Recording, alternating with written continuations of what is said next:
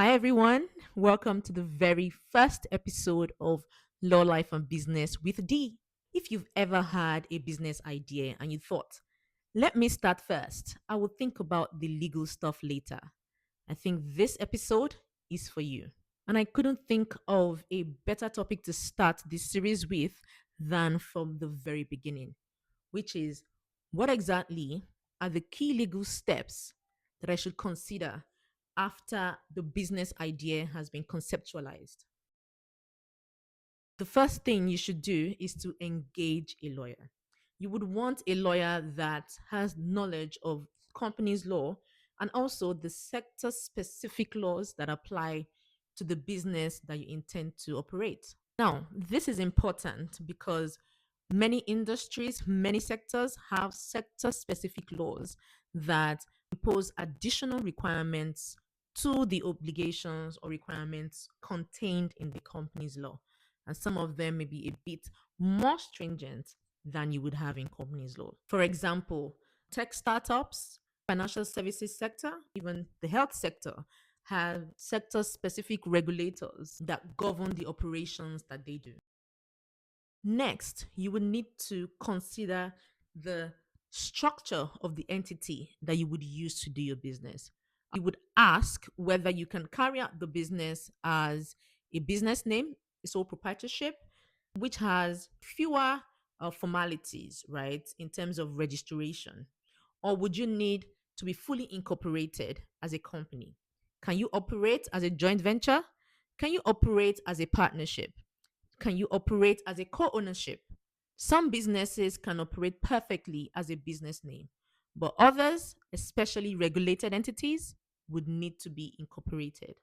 Sole proprietorships are best for small scale owner managed businesses such as maybe freelance consultancy, events planning, content creation, digital course creation. And you would see quite a number of law firms, accounting firms, digital marketing agencies operate as partnerships. And individuals that jointly own short let properties usually adopt a co ownership structure. Now, to operate as a bank or a financial institution, create a fintech platform, an AI company, or provide software as a service, you would need to be incorporated.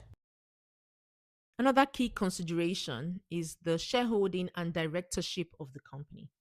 You would need to ask whether the company can operate with one shareholder holding 100% of the shares in the company, or you would need to have a minimum of two or more shareholders. You would also need to consider the local content or foreign participation requirements that apply in that jurisdiction. So, can a foreigner own shares in a company incorporated in that country? So, if you, as a foreigner or as a citizen of another country, intends to do business in another country, you will need to understand whether you, as a foreigner, can hold shares in that entity. And if you can, what's the quantum of shareholding that you are permitted to hold?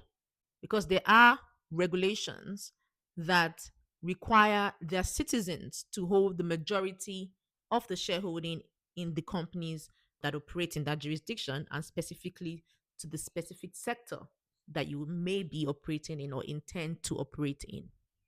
Thank you so much for watching the very first episode of Law, Life, and Business with D. I hope you found it educative.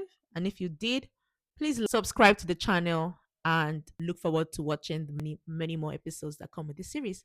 Thank you.